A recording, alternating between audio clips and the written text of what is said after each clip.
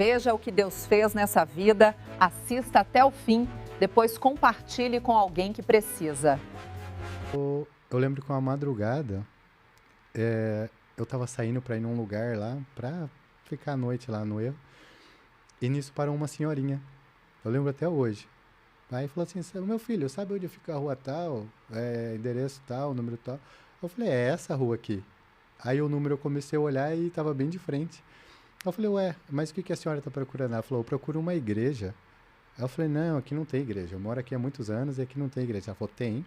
Meu Jesus mandou eu vir aqui. E Jesus não se engana.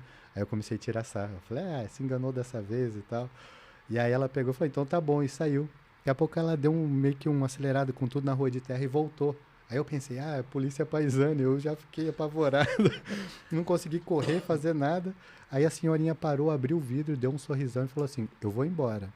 Mas eu não vou sem antes te falar o que meu Jesus mandou te dizer.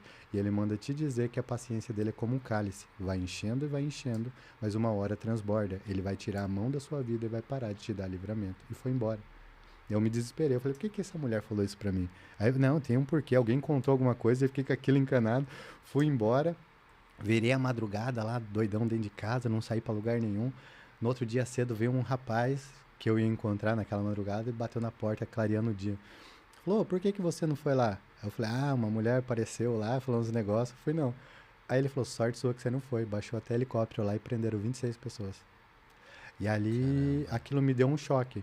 Só que daí eu continuei na frenesia do uso. E quando eu fui perceber, eu tive um choque de realidade. Era 4h30 da manhã. Eu tava sujo, fedendo urina, há mais de 3 meses morando na rua. Tava comendo pão embolorado. E mamãe, não precisa ter rios de dinheiro, mas da educação e dignidade. Sim. Isso eu tive. Sim. Aí eu comecei a chorar e fui cortando os bairros. Falei, vou ver meu pai uma última vez, depois eu caminho pra morte. E eu peguei e fui. Quando eu cortei os bairros, quase clareando o dia, parou 3 carros. Desses 3 carros que parou, era um pessoal que queria me pegar. E desceu um cara do primeiro carro, ele tirou uma .40 e colocou na minha cabeça. O meu corpo fervia, esquentava. Eu sentia uma graça, uma virtude muito grande. E eu ouvia, não sei de onde que eu ouvia, mas vinha e eu ouvia muito claro. Plena paz e santo gozo tenho em ti, ó meu Jesus, pois eu criei em tua morte sobre a cruz. O meu corpo arrepiava tudo, aquela arma falhou e a bala caiu no chão. A .40 é uma arma de uso exclusivo militar. Não tem relato que falha. Mas quando Deus põe a mão... Me explica uma coisa. Cara, mas isso era madrugada, isso aí era... Tava clareando o dia, eu tava indo, depois do choque de realidade, que eu tava virando lixo, eu vi a situação que eu já tava um bom tempo morando na rua e fedendo. E aí eu falei, eu vou ver meu pai uma última vez, porque eu tinha um pressentimento de morte, quando eu me vi a minha realidade. Falei, daqui só resta a morte. E eu fui lá pra ver ele uma última vez, mas eu não queria que ele me visse daquele jeito. Eu só queria ver ele e depois ia caminhar pra algum lugar, sei lá o que acontecer. E nessa trajetória parou esses carros. E era um pessoal que tinha me prometido. E na hora que vieram pra me matar, aconteceu isso. Aí eu pensei, uma vez... E esse corinho, tu já tinha ouvido ou foi a primeira vez que tu ouviu? Aí é que tá. Eu vou chegar na parte que você vai entender o porquê e o porquê da senhora. Amém. E aí eu fui, fiquei apavorado. Veio um rapaz do outro carro, tomou a arma da mão desse, me deu um chute no joelho, eu caí ajoelhado, ele engatilhou a arma novamente, colocou na minha cabeça, eu tava ajoelhado, ele forçava a arma na minha cabeça. Eu com o rosto virado para trás do joelho, eu pensei, uma vez é sorte, 2 não tem como. Na hora que ele veio para atirar, meu corpo ferveu, esquentou, quando eu vi eu tava de pé e ouvindo. Plena paz e santo gozo tenho em ti, ó meu Jesus. Quando eu vi, a arma falhou, eu tava de pé. Naquele momento eu jamais ia ficar de pé, eu ia me encolher todo. Claro. Quando eu vi eu tava de pé, a arma falhou, o homem tava apavorado, um olhando pro outro, um segurou o braço do outro, montaram nos carros e saíram fritando pneu. Não me bateram, não me jogaram no porta-mala, não fizeram nada comigo.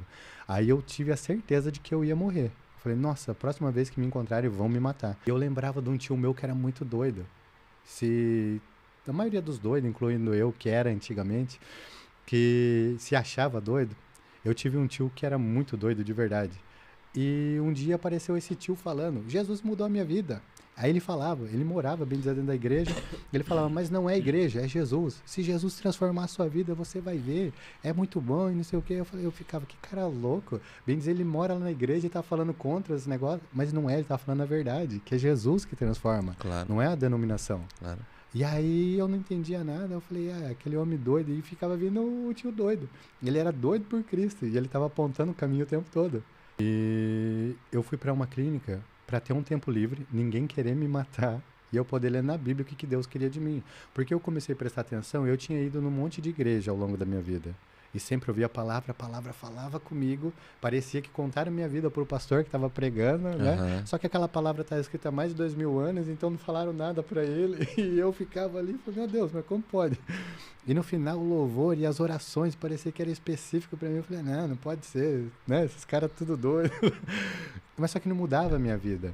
Aí entrava a semana e piorava e minha vida virava uma bola de fogo. E eu não entendia por quê. Aí, quando eu estava dentro da clínica, eu lia a Bíblia e não entendia nada. E caiu em 1 João, que diz, filhinhos, não pequeis, mas se pecais, né? Tem um advogado que intercede diante do Pai por vocês.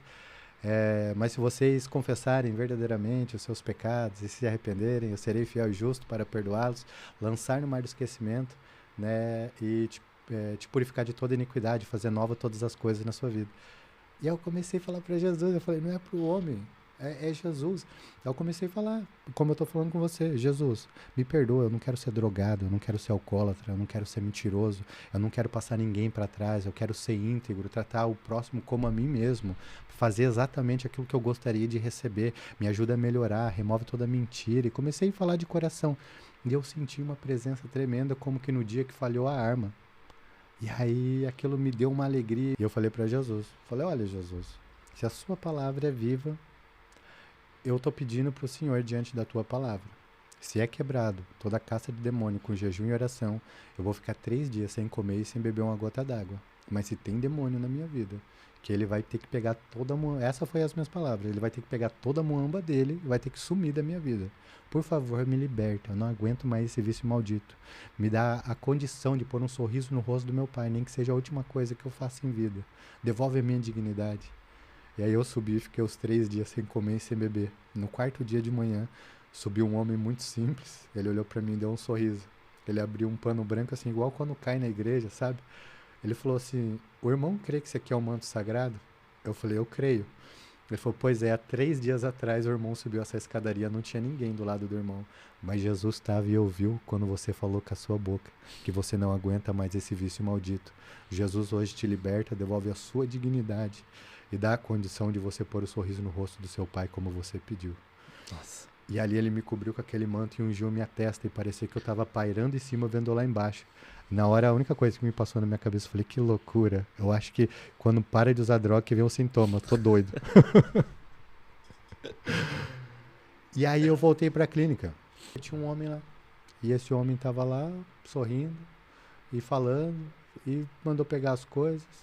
E fomos, eu falei, o que foi? E ele falou, vamos lá para uma casa e tal. Eu falei, como assim? Ele falou, olha, briguei com a minha mulher, mobiliei uma casa e tá toda mobiliada. Só que quando eu fui dormir com as minhas filhas, o Espírito Santo de Deus me inquietou. Mandou voltar pro meu lar, pra minha família.